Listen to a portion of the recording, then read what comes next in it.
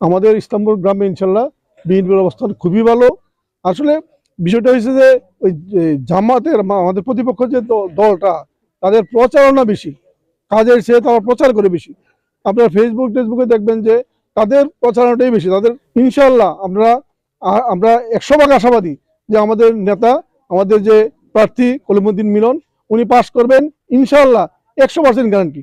আমরা এই আল্লাহর উপর ভরসা রেখে বলছি, 100% আমরা এই বিশ্বাস করতে পারি যে আমাদের প্রার্থী কলিমুদ্দিন মিলন আমাদের এই আসনে পাস করবেন। এবং সাথে সাথে এইটাও আমরা আশাবাদী 100% যে এই দেশের সরকারও আগামী সরকারটা গঠন হতে হবে এই বিএনপি সরকার। আমরা ধর্মপ্রাণ মুসলমান, অত্যন্ত ভাব গম্ভীর্য মুসলমান। আমরা ধর্মকে অত্যন্ত শ্রদ্ধা করি। ধর্মের নামে যদি কেউ কিছু বলে, এটাকে আমরা গ্রহণ করি। এই সুযোগ কাজে লাগিয়ে একটা দল, একটা বাহিনী বেহেশতের টিকিট থেকে শুরু করে এমন কোনো কাজ নাই যেটা তারা করে না। কয়েক ঘন্টার দাওয়াতেই আমরা আইসা আল্লাহর রহমতে এইখানে ধানের শীষের যে জুয়ার দেখলাম, এটা কল্পনার বাহিরে। আমি ইসলাম কারো বাবার সম্পদ যদি হরিকৃষ্ণ হরিবল দাঁড়িপাল্লা চাইনা তোল এ কথা বলে, যদি বলে বিড়িতে সুখ টান দিয়ে গিয়ে ভোট দিলে তার জীবনের পাপ মাফ হবে, নাউজুবিল্লাহ। বেহেশতের মালিক কে ভাই? বেহেশতের মালিক, দুজকের মালিক আল্লাহ। আপনার ইমানের উপরে সম্পূর্ণ আল্লাহ একক এবং বিচার করে আপনি যদি বেহেশতে যান বেহেশতে যাবেন, দুজকে গেলে দুজকে যাবেন, এটার মালিক কে? আল্লাহ। আমরা এই গুজবে কান না দিয়ে, আমরা এই কুসংস্কারের মধ্যে কান না দিয়ে, আমরা যে উন্নয়নের ধারাবাহিকতা এই 4 নম্বর ওয়ার্ডবাসী সবাই মিলেমিশে আমরা ধানের শীষকে ভোট দিয়ে জয়যুক্ত করতে চাই।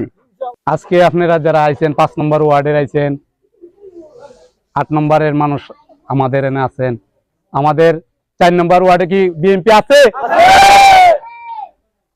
ইনশাল্লাহ। আমাদের মাত্র 2 জন জামাতে না টিকিট বিক্রি করে। এই 2 জনের কাছে যদি আমরা হার মেনে যাইতে আমরা বিএনপি করার কোন দরকার আছে? ইনশাল্লাহ 12 তারিখ আমাদের ধানের শীষের এই 4-5 নম্বর ওয়ার্ডের বিজয় ইনশাল্লাহ দিয়ে। আর এখানে যারা আসছে এর মধ্যে বেশিরভাগই মেজরিটি পার্সেন্টে আমরা বিএনপির সমর্থক। আমরা বিএনপি করি, দল যারা আছে দল করে, কর্মী কেউ নেতা। আমাদের মূল উদ্দেশ্যটা হইলো আমরা ভোট কিভাবে কালেকশন করবো। আগামী আর 1 সপ্তাহ আছে, সর্বমোট 1টা সপ্তাহ। এর মধ্যে দেখা গেছে আজকে ঘুমাইলে কালকে শেষ, কালকের দিনটাও শেষ। তা আমি আমার অন্তরের থেকে বলতেছি আপনাদের কাছে যে আমরা প্রত্যেকটা লোক যার যার অবস্থান থেকে, প্রত্যেকটা ফ্যামিলি যারা আসে, আমার নিজের ফ্যামিলি, আশেপাশের ফ্যামিলি যারা আছে, পাড়া প্রতিবেশী যারা আছে, প্রথমে এখান থেকে শুরু করে আমরা যতদিন আছে ততদিন এই পর্যন্ত কাজ করি। আলিপুর বৈঠকে হাসান বাহারের মতো ভোট দিয়ে এবার আমরাও 1 নম্বর হইতে চাই, এবং সেই ভোটটা হবে ধানের শীষের পক্ষে। আমরা এই রাস্তা লেগে কত মেম্বার চেয়ারম্যান কতটা দেখছি, সবটা ব্যর্থ। অনেক আমরা এমপি হিসাবে দুদিন কইরা দেয়, এইটাই আমরা রাস্তা হইব। মেম্বার চেয়ারম্যান সব দেয়া শেষ, অনেক আমরা এমপি হিসাবে করবো রাস্তা এটা।